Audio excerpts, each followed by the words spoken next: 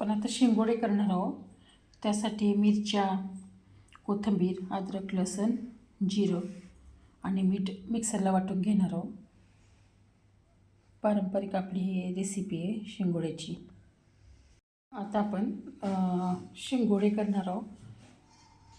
थंडीच्या दिवसात भाजी एखाद्या दिवशी आणणं नसेल झाली आपली तर हा प्रकार एक छान आहे आपल्याला त्याच्यासाठी ऑप्शन म्हणून. त्यासाठी बघा आता आपण काय करणार आहोत. ज्वारी घेतली 1 वाटी आणि त्याच्यात मी ओवा टाकून घेतले. आणि हे बघा आता हे इतकं आहे 1 वाटी, पण मी अर्धच टाकणार आहे याच्यातलं. हे काय हे ठेवणार आहे थोडंसं. आणि हे आहे तीळ आणि जिरं. थोडेसे तीळ टाकणार आहे याच्यामधले असे. आणि हे जिरं थोडं टाकणार आहे. हे लाल तिखट, ही हळद आणि 1 वाटी गव्हाचं पीठ आहे, पण मी हे पण अर्धच घेणार आहे, अर्धी वाटी घेणार आहे. भरपूर होतात याच्यामध्ये पण बस. आणि हे आता सर्व असं एकत्र करून घेणार आहे.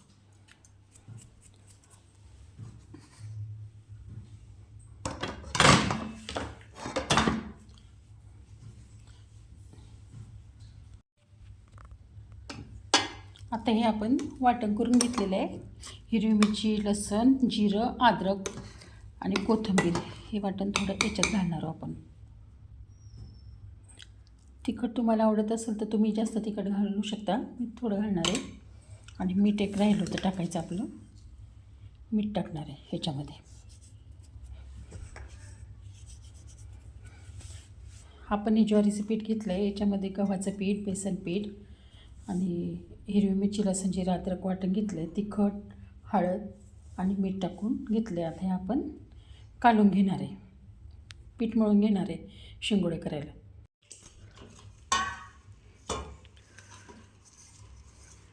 हे असं आता पीठ आपण सर्व एक करून घेणार आहे आणि त्याचे शिंगोडे करून घेणार आहे आपण. छान लागतात ते शिंगोडे गरम गरम. रात्रीच्या जेवणासाठी भरपेट असा हा पदार्थ आहे शिंगोडे, पारंपरिक शिंगोडे आपले. हे खूप मस्त लागतात हे पण शिंगोडे. रोज रोज तेच भाजी चपातीचा कंटाळा येतो, एखाद्या दिवशी रात्रीच्या जेवणासाठी छान आहे हा प्रकार. आणि असं पीठ घट्टसर असं मळून घ्यायचं. शिंगोडे आपल्याला त्याचे करता आले पाहिजे.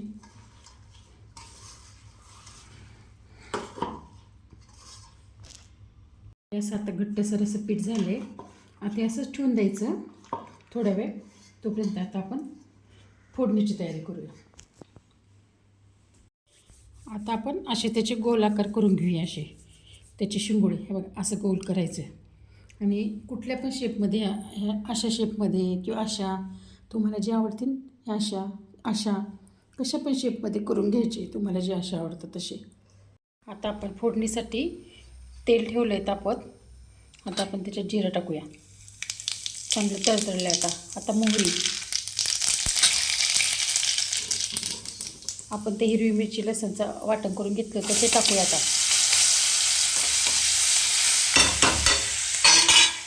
आणि थोडी हळद आणि थोडं तिखट याच्यातच टाकूया आपण. आणि आपण असं थोडंसं बेसन टाकूया याच्यात. याच्यामुळे ना घट्टपणा येतो मस्त. थोडं टाकायचं बस. त्याला हातून घेऊया असं. आणि आता पाणी टाकूया फोडणीला. आता आपले असे शिंगोडे करून झालेले. त्याला उकळी आली का आपण त्याच्यामध्ये टाकणार आहोत एक एक एक एक अशी. अजून त्याला उकळीच नाही आलेली. मीठ राहिले अजून टाकायचं याच्यामध्ये. असं मीठ टाकून घेणार आहे चवीनुसार आपलं.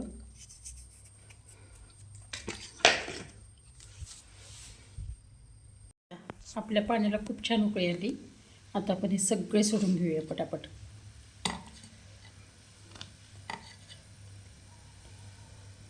नाही चिटकत ते, असे पटापट सगळे सोडून घ्यायचे.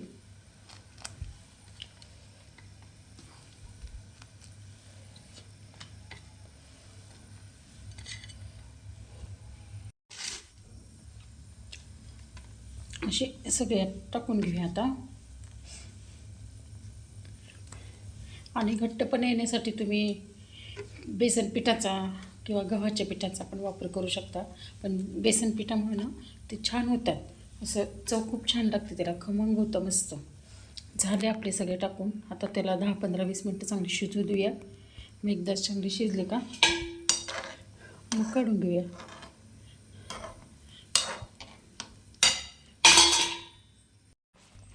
किती छान झाले आपले शिंगोडे आहे का.